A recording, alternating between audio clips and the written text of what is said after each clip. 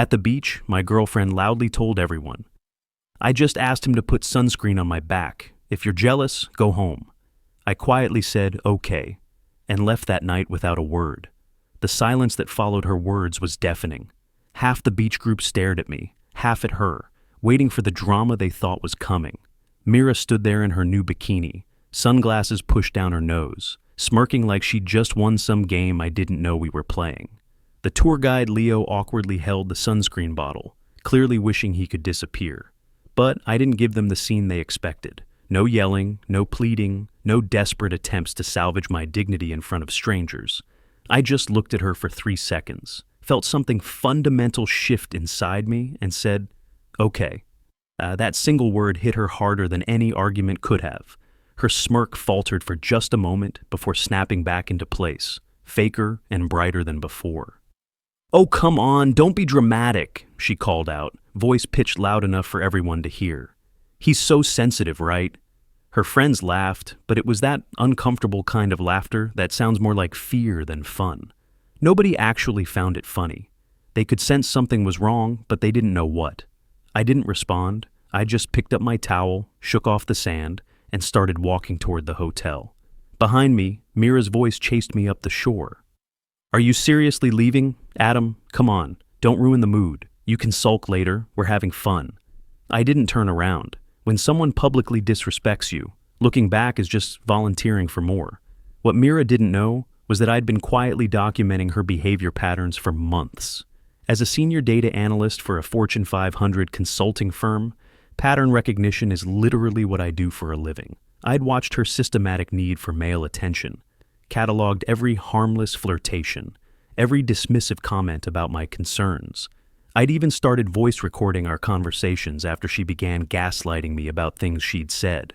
More importantly, she had no idea about my actual financial situation.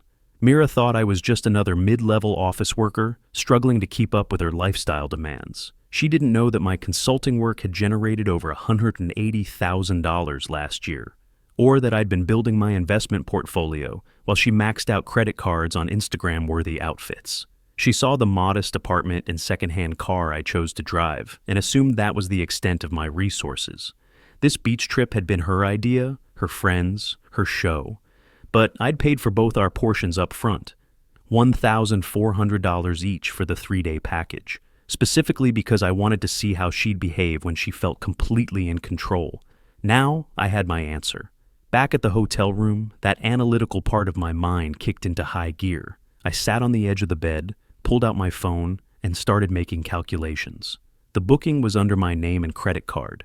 Mira was listed as a guest with no financial responsibility to the hotel.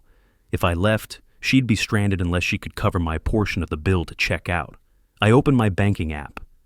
Her checking account, we'd shared financial information months ago during a let's be more serious conversation, typically ran close to zero by the end of each month.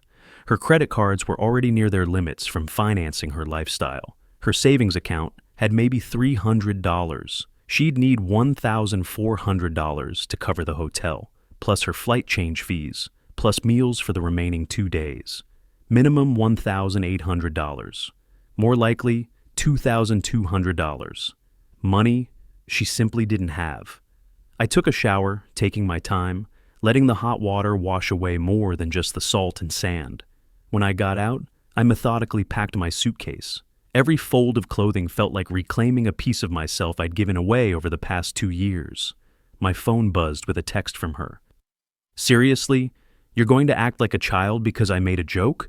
I didn't respond. Another text came through minutes later. "If you walk out over this, don't bother coming back." I actually smiled reading that. She was making this easier. I called the airline and changed my flight to the red-eye departure, paying the $150 fee without hesitation. Then I went downstairs to the hotel front desk. "Checking out early?" the clerk asked, recognizing me from our arrival. "Just me," I said, handing over my room key. "The other guest will be staying longer." He processed my checkout, and I paid my portion of the bill. "Will Ms. Patel be taking over the financial responsibility for the remainder of the stay?" "She'll need to arrange that herself," I replied calmly. Outside, the airport shuttle was already waiting. I climbed in, set my suitcase down, and watched the resort fade behind me. No guilt, no second thoughts, just clarity. At the airport, I bought a coffee and opened my laptop. While waiting for my flight, I drafted 3 emails. The first was to my friend Jake, a family law attorney who specialized in relationship contract disputes. The second was to my accountant, requesting a complete financial summary of everything I'd spent on Mira over the past year. The third was to my property manager.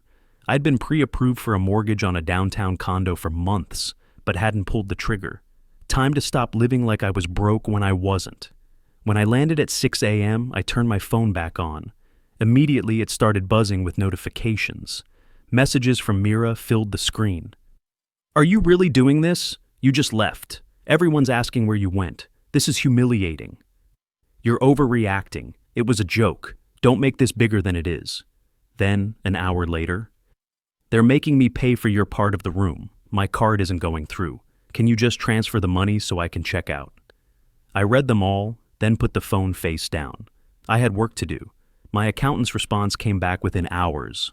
Over the past year, I'd spent $11,400 on Mira-related expenses. Dinners she forgot her wallet for, weekend trips, gifts, covering her portion of activities when she was short on cash. Nearly $12,000 subsidizing someone who publicly humiliated me for sport. Jake called me that afternoon. "So, you want to cut all financial ties cleanly?" "Completely," I confirmed, "and I want documentation showing I've fulfilled any reasonable expectations of shared expenses." "The hotel situation is perfect," he said. "You paid your portion, gave proper notice of departure, left her access to the room. If she can't afford her portion, that's not abandonment. That's her poor financial planning." That evening, my phone started buzzing with calls from unknown numbers. I answered one. "Hey man, this is Daniel from the beach group. Look, Mira's kind of freaking out here. The hotel won't let anyone check out until the full bill is paid, and her card keeps getting declined." "I paid my portion," I said calmly. "She's responsible for hers." "Dude, she's crying at the front desk. Don't you feel bad?" "She told me to go home if I was jealous. I went home." There was silence on the other end. Then Daniel said quietly, "Okay, man, I get it." An hour later, I got a text from someone named Chloe. "You told him to go home if he was jealous. Guess he just did." Screenshots of their group chat started coming through from Daniel. Apparently, he thought I should see how this was playing out. Mira arguing with the hotel manager, voice raised, demanding they work with her on payment. The manager explaining that the bill needed to be settled before anyone could leave. Daniel texted, "She keeps saying her boyfriend will pay online. I don't think she realizes you're actually done." By late evening, Mira's messages had shifted from angry to desperate. "Please, I'm sorry. Can we just talk? You embarrassed me by leaving like that. They're making me look stupid. The hotel won't let me check out. Just transfer the money, please." I didn't respond to any of them. Instead, I spent the evening researching condos and submitted an offer on a 2-bedroom unit with a city view. Full asking price, cash down payment, 30-day closing. The next morning brought more updates from Daniel. She had to call her mom to wire money. Whole thing was super awkward. Her mom was asking why her boyfriend left her stranded. That afternoon, Mira managed to get a different number and called me. "You really left me there, Adam." Her voice was small, shaky. "I had to call my mom for money. Do you know how humiliating that was?" "You told me to go home," I replied calmly.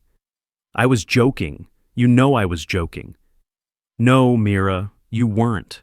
And even if you were, it told me everything I needed to know about how you see me." "You didn't even fight for me," she whispered. "You told me to go home if I was jealous. I just listened." She hung up after that. Over the next week, I threw myself into the practical work of rebuilding.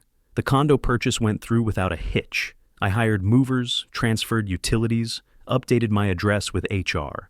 My supervisor was impressed when I requested additional project responsibilities. "Taking on more challenging work?" she asked.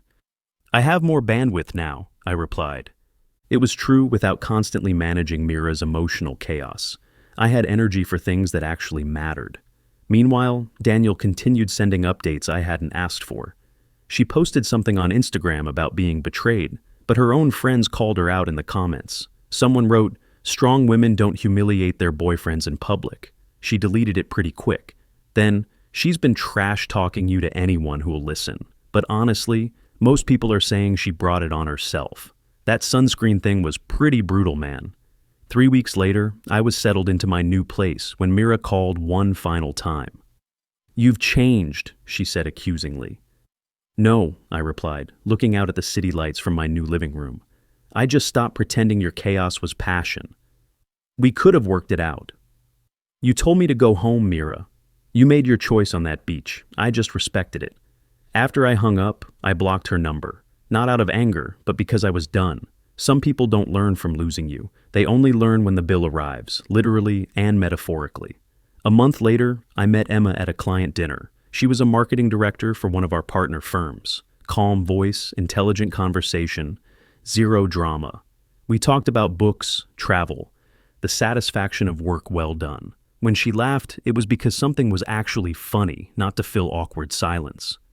"You seem very grounded," she said over coffee after our third date. "I learned the value of peace," I replied. She didn't need to know about Mira. That storm was over, and this was something entirely new, built on mutual respect instead of managing someone else's need for attention. 6 months after the beach incident, Daniel sent one final text. "Mira's been telling people she learned her lesson and wants to reach out. Thought you should know." I replied, "I wish her well," and then muted the conversation permanently. I didn't hate her. I didn't need to forgive her either. I'd simply moved on to a life where I didn't have to defend my worth to someone who should have recognized it from the beginning. The condo had been a great investment. Property values in the area had increased 12%. My consulting work had led to a promotion and a $35,000 salary increase. Emma and I were planning a trip to Italy, where we'd actually enjoy each other's company instead of performing for strangers on social media. Sometimes the best revenge isn't destruction. It's building something better without the people who couldn't appreciate what they had. Mira wanted a reaction from me on that beach. She got one, just not the kind she expected. I went home like she suggested, but for the first time in years, home actually felt like home.